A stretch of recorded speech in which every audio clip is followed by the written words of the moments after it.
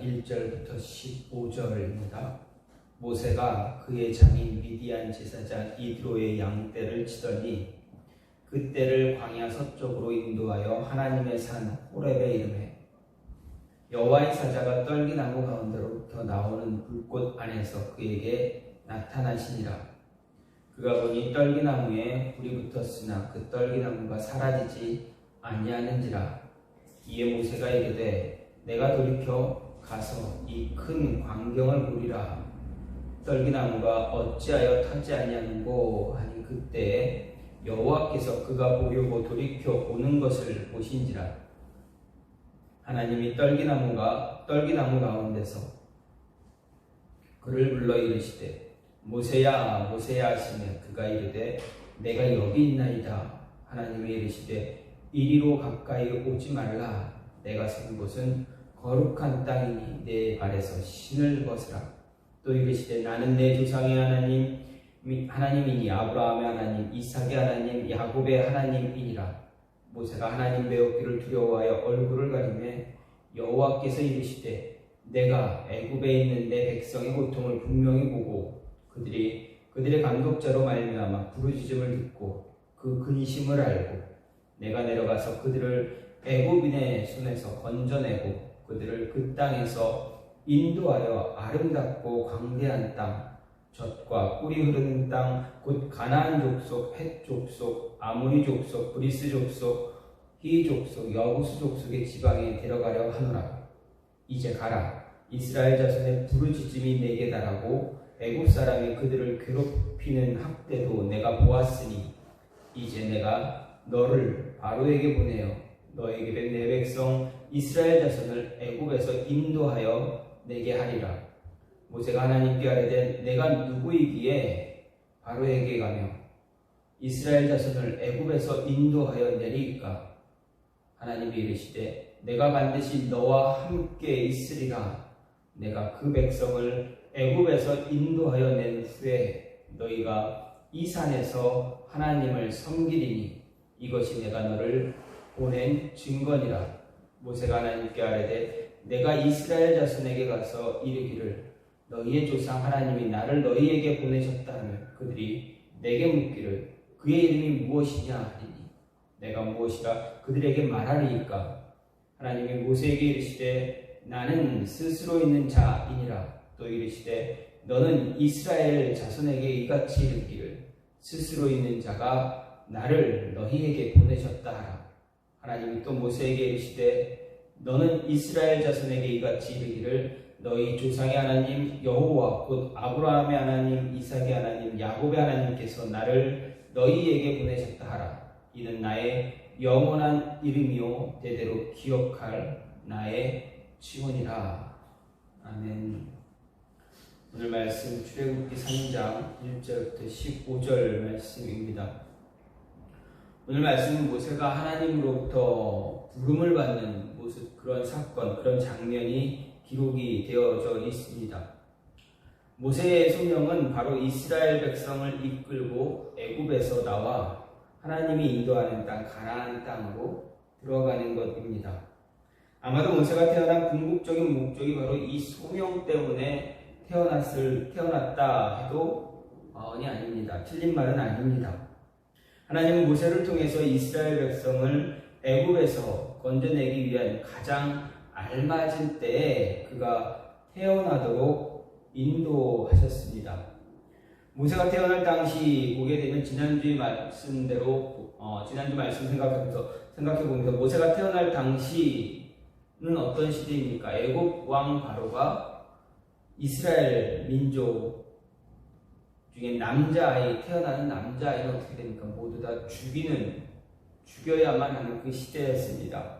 혹 그 일이 죽이지 못하면 나일강에 던져야 하던 그런 시기였습니다. 하지만 하나님을 두려워했던 히브리 상파들 어떻게 합니까? 애굽 왕 바로의 명령을 듣습니까? 그렇지 않습니다. 그들은 여자아이들뿐만 아니라 남자아이들 모두를 다 살립니다. 그리고 이유를 대기를 히브리 여인들은 애굽 사람보다 건강하기 때문에 힘이 좋기 때문에 우리가 가기 전에 아이를 다 낳았습니다. 할 수가 없습니다. 이렇게 이야기했습니다. 모세의 어머니 요게벳도 마찬가지입니다. 모세가 태어났을 때 모세를 죽일 수가 없어서 사람들 매우 조심스럽게 숨기면서 키웠습니다. 몇 달이 지나서 어떻게 됩니까? 아이가 크면서 소리가 커집니다. 울음소리가 커지게 됩니다. 어쩔 수 없이 이제 그 아이를 집 밖으로 내보내야만 하는 상황이 닥쳤습니다. 더 이상 할 수 없는 그때 어쩔 수 없이 갈대 상자에 담아서 나일강에 띄었을 때 그 나일강에 때마침 누가 나옵니까? 바로의 딸이 나옵니다. 이 모든 것이 아마도 하나님의 섭리, 하나님의 인도하심, 하나님의 뜻이다라고 우리는 생각할 수가 있습니다. 어쨌든 바로의 딸은 갈대 상자에 담겨있던 모세를 발견하고 어떻게 합니까? 자신의 양아들로 삼습니다. 그리고 궁궐로 데리고 갑니다. 궁으로 데려가서 애굽의 학문을 배우게 합니다. 당시 애굽의 학문, 애굽 하면 최고의 학문, 최고의 나라, 최고의 도시입니다. 그곳에서 내노라 하는 학자들과 함께 자라게 되고 그들의 교육을 받고 자라나게 됩니다. 가장 뛰어난 학문, 가장 뛰어난 곳에서 누구도 뭐라 할 수 없는, 반박할 수 없는 그러한 학문을 정말 엘리트 코스를 그대로 밟은 사람이 모세입니다. 그런데 그 모세가 어떻게 됩니까? 한순간에 자신의 자리를 다 잃어버립니다. 이 모든 것이 다 하나님의 인도하심이었다라고 생각하면 하나님의 인도하심은 한 사람을 사용하기 위해서 하나님이 어떻게 준비하고 계셨는가를 우리에게 알려주고 있습니다. 그렇다면 저와 여러분 또한 다르지 않다라는 것입니다. 하나님께서 저와 여러분을 부르시고 사용하시기 위해서 오래전부터 계획하시고 하나씩 그 일을 이루어 오셨다라는 것입니다. 하나님의 이러한 준비와 부르심은 거룩하신 하나님과 우리 사이의 본질을 다가오심과 다가설 수 없음이다 이렇게 묘사하기도 합니다. 하나님은 떨기나무 불꽃 가운데서 모세를 부르셨습니다. 40년을 애굽 왕자로 살았고 애굽 사람의 모든 지혜를 배워 말과 일에 능숙했던 모세가 이후 40년을 미디안 광야에서 양치기로 살았습니다. 80세가 된 양치기 노인이 무엇을 할 수 있을까라고 했을 때 하나님은 어떻게 합니까?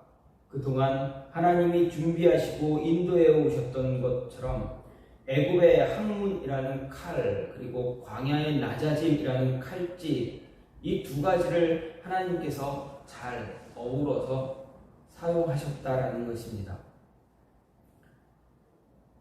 모세를 부르신 하나님의 준비하심에는 결코 실패가 없다. 모세는 실패했다라고 생각했지만 하나님은 실패하지 않았다라고 이야기하십니다. 40년 동안 애굽에서 살면서 자신의 힘으로 자신의 백성, 자신의 민족, 이스라엘 민족을 어떻게 해보려고 했을 때 그는 스스로 실패했다라고 생각했을 것입니다. 네. 하나님은 실패가 아닌 아직 준비 과정이다 라고 말씀하십니다. 모세를 어디로 보내십니까? 광야로 보내셨습니다.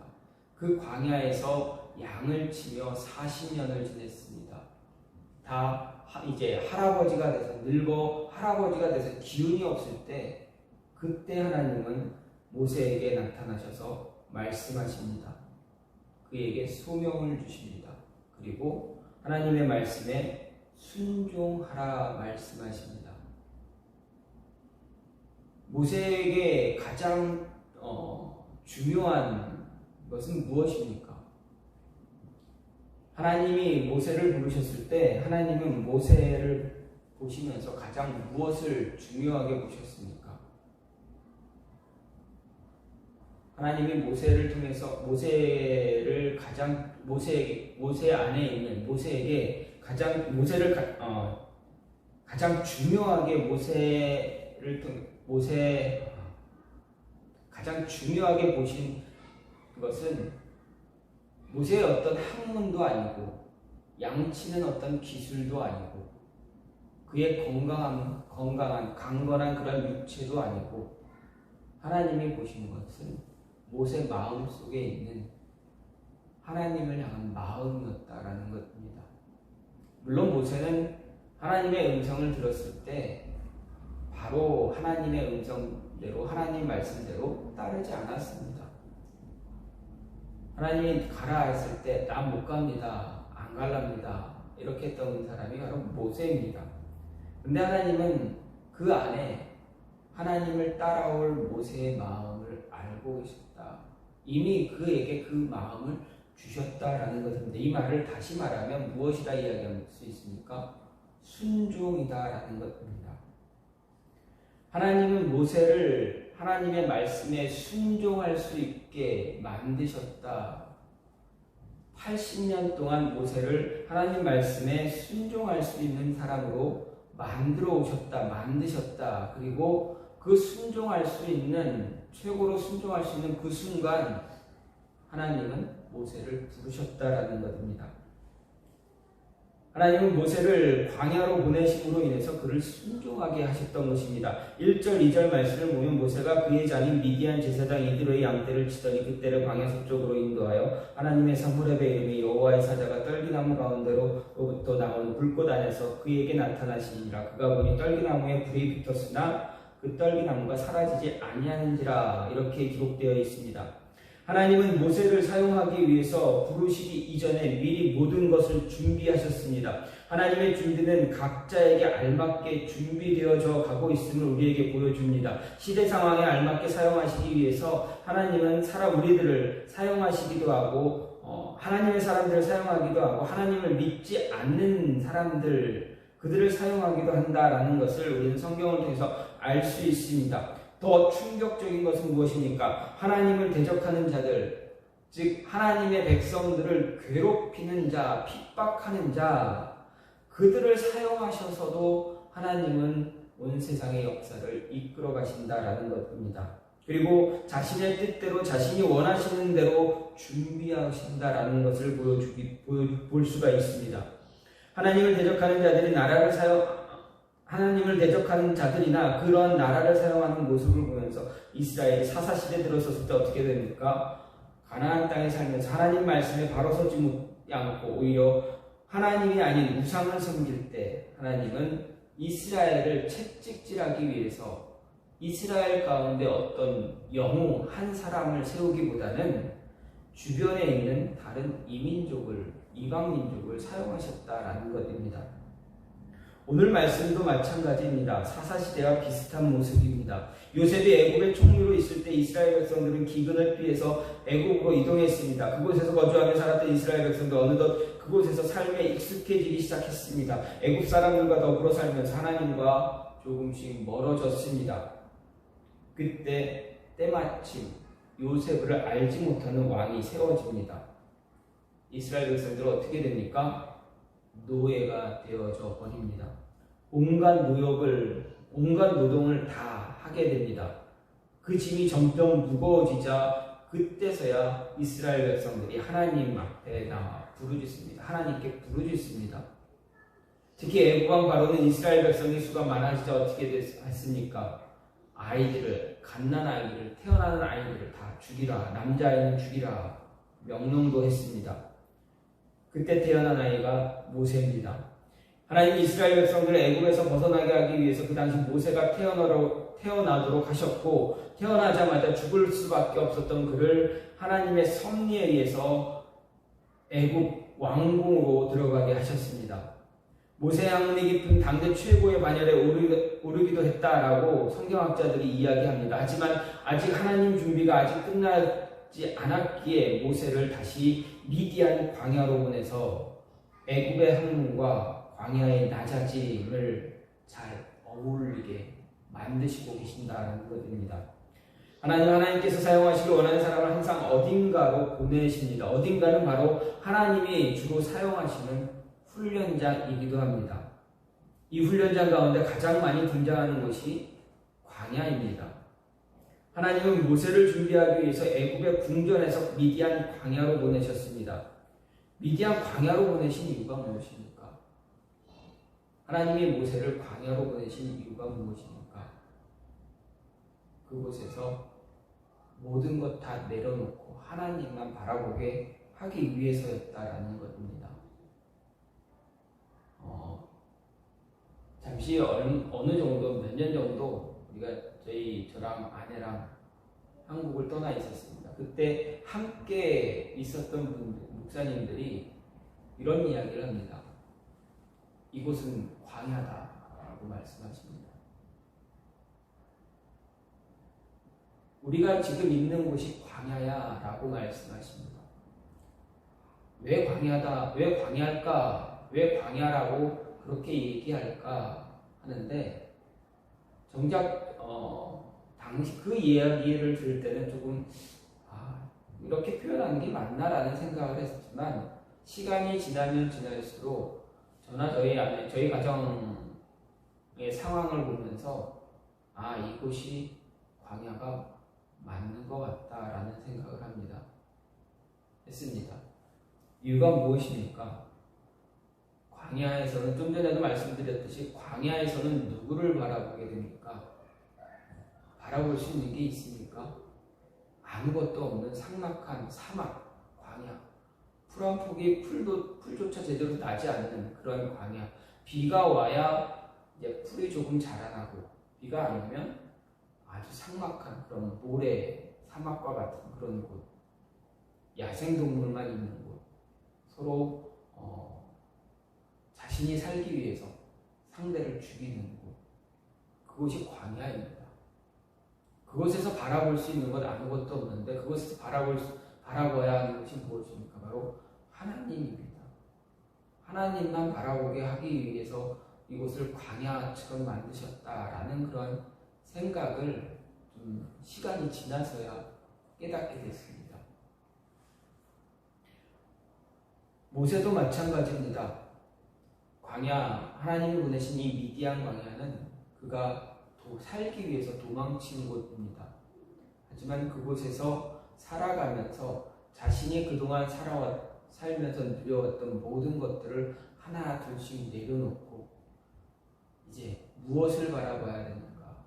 아마 그 시간 동안, 이 40년 동안 양을 치면서 하나님의 백성답게, 하나님의 자녀답게 조금씩 만들어지지 않았을까 생각할 수가 있습니다. 그렇다면 그 순간 그 만들어진, 하나님이 빚어가는 그 빚으심이 완성되어졌을 때, 그때 하나님은 모세에게 나타나신 것입니다. 모세만이 아닙니다. 하나님은 아브라함도 보내셨습니다. 잘 살고 있던, 아주 풍성하게, 풍족하게, 부족하지 않게 살았던 아브라함도 어떻게 합니까? 본토 친척 아비의 집을 떠나라. 내가 가라고 하는 대로 가라. 그렇게 보내십니다. 여러분, 지금이나 어디 이주하게 되면, 사는 곳을 이사하게 되면, 지금 그렇게 큰 두려움은 없겠지만, 어떻게 됩니까?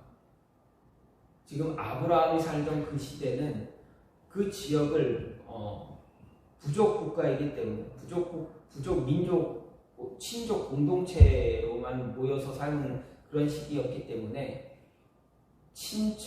친족을 떠난다라는 것은 자신의 목숨을 그냥 내어놓는 것과 마찬가지입니다. 목숨 걸고 움직이는 것입니다. 근데 아브라함은 어떻게 합니까? 모든 것 다 내려놓고 갑니다. 가는 그 순간, 하나님 가나안 땅까지 도착하는 그 순간까지 하나님은 아브라함을 만드셨고, 또 애굽으로 내려갔다 다시 올라오는 그 순간 하나님은 아브라함을 하나씩 조금씩 만들어 가셨다. 그래서 그를 완전하게 순종할 수 있는 자가 되게 하셨다라는 것입니다. 요셉도 마찬가지입니다. 그를 애굽으로 보내셔서 이스라엘을 구원하게 하셨습니다. 이왕이면 좀 좋은 모습으로 애굽으로 보내실 수도 있었지만 하나님은 요셉을 노예로 보내셨습니다. 그곳에서 정말 철저하게 밑바닥서부터 올라오게끔 정말 겸손하게 오직 하나님만 바라보게 그 노예라는 애굽이라는 그 광야로 보내셨던 것입니다. 하나님은 이렇게 한 사람 모세를 사용하기 위해서 요셉을 사용하기 위해서 저와 여러분을 사용하기 위해서 보내시는 곳이 있습니다. 왜 보내십니까? 우리에게 순종을 요구하고 계시기 때문입니다. 저와 여러분이 하나님 앞에 하나님 말씀에 순종하도록 하나님이 보내셨다. 그럼 그 보내신 곳에서 하나님 말씀을 따라서 순종할 수 있는 모습이 우리에게 있어야 한다라는 것입니다. 하나님이 우리에게 보내시는 곳이 어디입니까? 여러분 어디에 많이 머물고 계십니까? 여러분 하루 24시간 중에 가장 오래도록 머무는 곳이 어디입니까? 그리고 두 번째로 오래도록 머무는 곳이 어디입니까?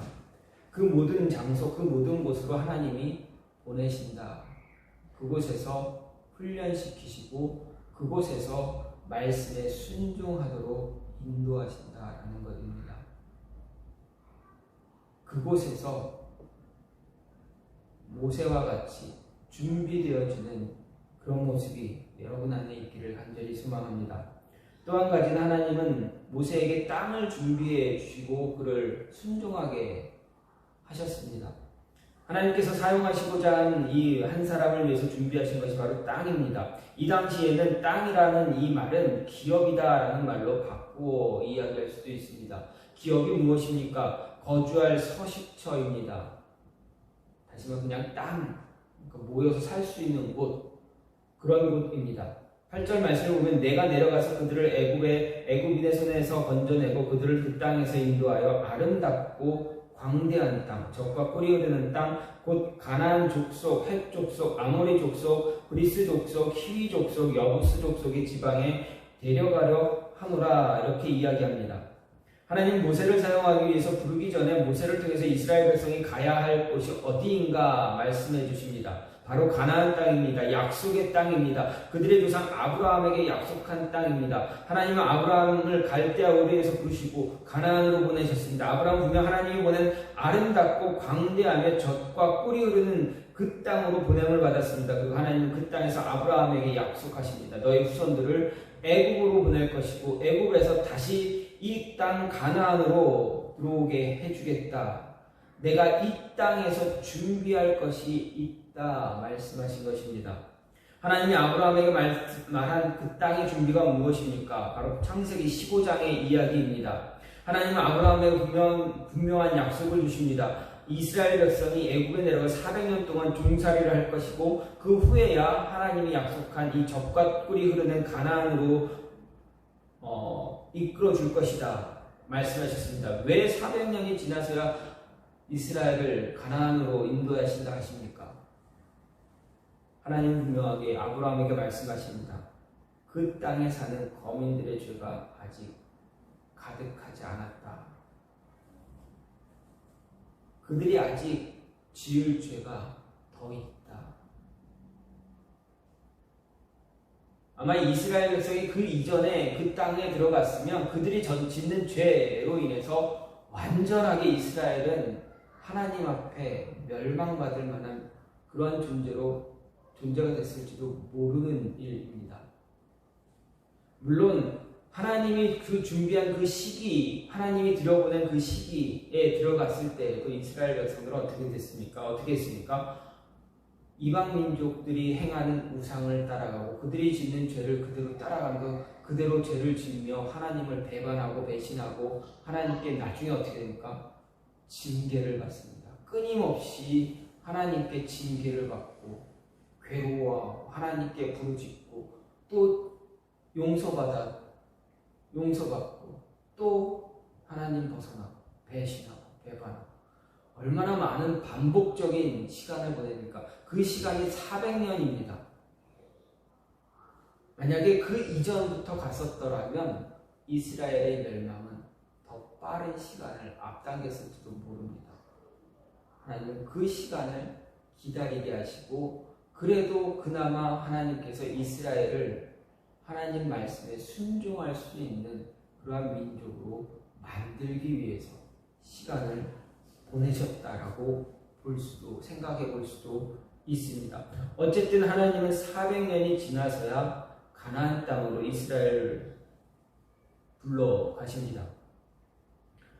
이처럼 하나님은 우리를 사용하시기 위해서 이스라엘에게 땅을 준비한 것처럼 우리의 삶의 터전을 준비하고 계십니다. 이스라엘에게 가나안 땅은 분명 하나님이 약속하는 약속의 땅입니다. 하지만 이 약속의 땅에서 이스라엘 백성들 매일매일 치고받고 살아가야만 했습니다. 그 땅에서 애굽에서 살 때와 마찬가지로 많은 유혹의 거리들이 즐비하게 놓여 있었는데 그 유혹을 이겨내며 살아가야만 했습니다. 하나님이 준비해 주신 땅이었지만 그 땅에서 살아갈 때는 어떻습니까? 정말 처절하게 살아가야 하는 땅이었습니다. 왜 하나님은 약속의 땅으로 인도하실 때 다 이렇게 다 조건을 만드시고 무르익게 하시고 그러셨는데 왜 막상 그 땅에 들어갔는데 이렇게 처절하게 살아야 되는가? 왜 이스라엘 백성들에게 그런 고난과 고통과 유혹과 그 시험거리를 왜 이렇게 많이 주셨을까? 여러분 왜라고 생각하십니까? 하나님이 왜 이스라엘 백성들에게 그렇게 하셨다라고 생각하십니까? 이스라엘 백성들은 그 가나안 땅을 하나님이 약속한 약속의 땅, 다시 말하면 천상의 예루살렘과 같은 그러한 땅이다라고 그들은 믿고 있었습니다. 그리스도인들이 우리가 가야 할, 이스라엘 백성들이 최후에 가야 할 곳, 하나님 나라, 그들은 그렇게 생각했습니다. 그런데 막상 들어가고 보니 매일매일 처절하게 살아야만 했습니다. 왜 그렇습니까? 왜 하나님은 이스라엘 백성들에게 그 땅을 그렇게 살아가게 하셨을까 하는 것입니다. 그것은 이스라엘 백성들로 하여금 그 땅, 하나님이 준비하신 그 땅에 들어가게 했지만 그곳에서 살아가면서 매일매일 살아가면서 하나님만 바라보고 하나님의 말씀에만 귀를 기울이게 하기 위해서였다라는 것입니다. 즉 하나님께 순종할 수 있게끔 하기 위해서 그 땅을 준비하신 것입니다. 다시 말하면 우리에게 지금 우리의 모습으로 이야기한다면 우리가 매일매일 사는 우리의 삶과 똑같다라는 것입니다.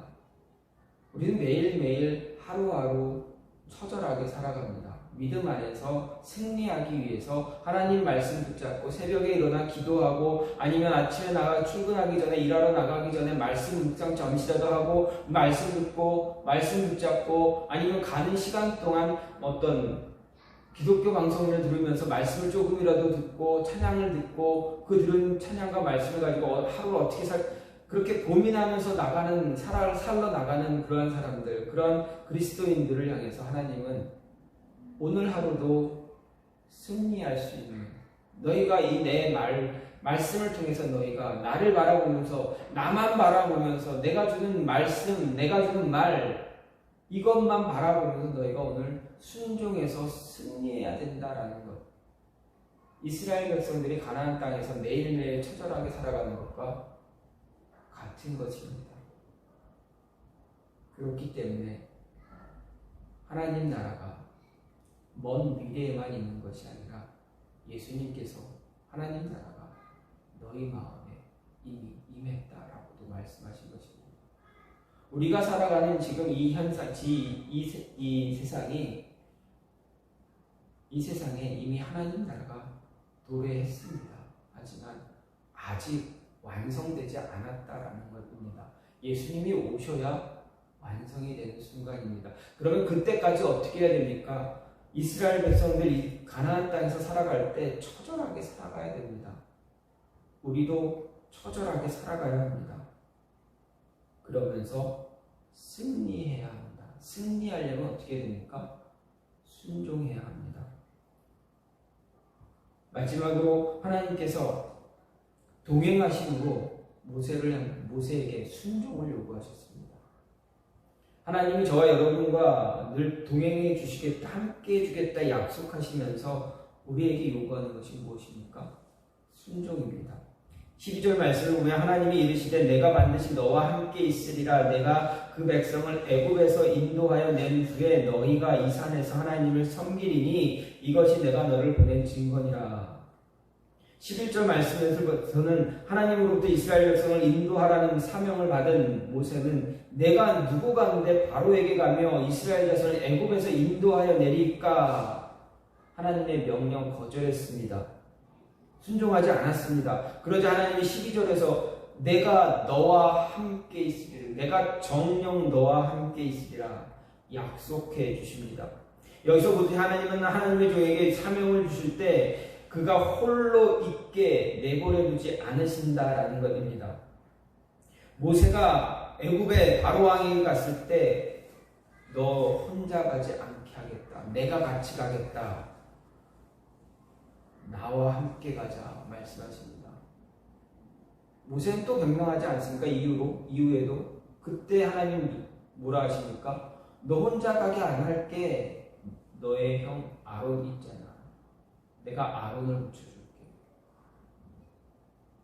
하나님은 자신이 사용하시고자 하는 사람, 하나님이 쓰시고자 하는 사람, 그를 사용하실 때 혼자서 쓰게끔, 혼자서 일하게끔 그냥 내버려 두지 않는다라는 것입니다. 저와 여러분도 마찬가지입니다. 저와 여러분이 하나님 앞에 하나님이 주시는 하나님께서 주신 사명이 있습니다. 다시 말하면 하나님이 주신 꿈이 있습니다. 비전이 있습니다. 그것을 이루게 하시기 위해서 우리 혼자 세상에서 발버둥 치면서 살아가게 하시지 않으신다라는 것입니다. 함께 하도록 하시겠다. 내가 너와 동행해 주겠다. 그래도 발버둥 치는 우리에게 하나님은 무엇라 말씀하십니까? 모세에게 내 형 아론이 있지 않느냐? 왜 두렵냐? 왜 두려워하냐? 너의 형 아론을 붙여줄게 라고 하시면서 여러분에게 누구를 붙여주셨습니까? 돕는 배필을 붙여주셨습니다. 저에게 동행하는 저에게는 누구를 붙여주셨습니까? 하나님이 같이 내가 너와 함께 가겠다, 너와 동행하겠다 하시면서 누구를 붙여주십니까? 하루 종일 몸 비비고 치고받지는 않지만 언성 높이면서 말다툼하면서도 어떻게 됩니까? 결국 잠자는 그 잠자리에 같이 살 비비면서 맞대고 붙어서 자기끔 하시는 사람이 누구입니까? 바로 나의 아내, 제 아내입니다. 여러분, 제 아내에게는 누구입니까? 남편입니다. 남자에게는 아내이고 여자에게는 남편입니다. 하나님께서 동행으로 붙여주신 돕는 배필입니다. 너희들이 내가 너와 너를 이렇게 붙여주니 협력해서 내가 너에게 맡긴 일 해야 되지 않겠니? 나도 같이 갈 거야. 나도 같이 할 거야. 동행해 주시면서 동행자를 같이 또한 붙여주시면서 무엇을 요구하십니까? 순종을 요구하십니다. 하나님 뜻, 하나님이 원하시는 뜻, 우리 마음속에 주신 그 꿈, 그 벅찬 감격에 이루어져서 일어났던 내가 정말 이렇게 하고 싶어하는 그 모습들, 그것을 이루라 하시는 것입니다. 결코 혼자 보내지 않으신다. 여기 외로워하지 말고 힘들어하지 말라 분명하게 말씀하십니다. 40년간 모세는 미디안 광야에서 훈련받으면서 그와 동행한 사람이 누구입니까? 그의 아내입니다. 그의 아내와 함께 40년 같이 잘 준비되었습니다. 그래서 하나님께서 모세를 애굽으로 보내실 때 그의 아내도 동행하게 하셨습니다.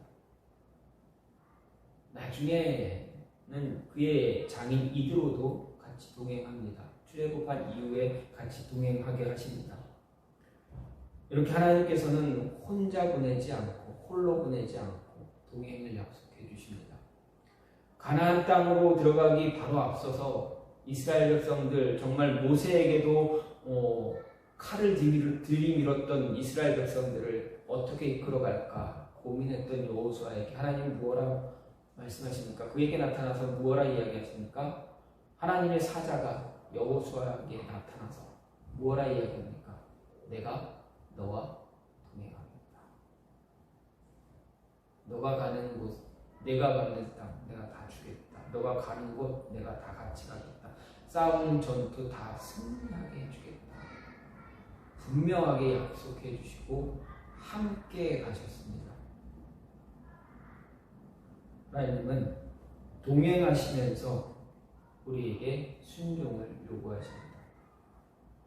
여러분, 외로워하지 마시고 힘들어하지 마시고 하나님 바라보면서 지금 주어진 삶에서 최선을 다해서 승리하는 그 모습이 저와 여러분 안에 있기를 간절히 소망합니다.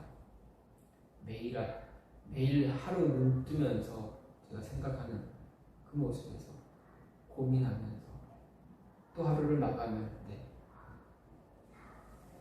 하나님의 인도하심, 하나님의 동행하심을 또 생각하게 됩니다. 저뿐만 아니라 여러분 안에서도 여러분이 더 그러한 모습이 있을 거라 생각합니다. 동행하시는 이유, 승리를 위해서입니다. 승리는 무엇이 전제 조건입니까? 순종입니다. 순종이 우리에게 있어서 가장 소중한 것입니다. 이미 그 순종을 하나님께서 저와 여러분의 마음속에 깊이 집어넣어 주셨습니다. 모세에게도 마찬가지였습니다. 그래서 모세가 순종했습니다. 저와 여러분도 순종해서 하나님의 뜻을 이루어가는 승리하는 하나님의 사람들, 하나님의 가정 이루어가는 분들 되길 간절히 소망합니다.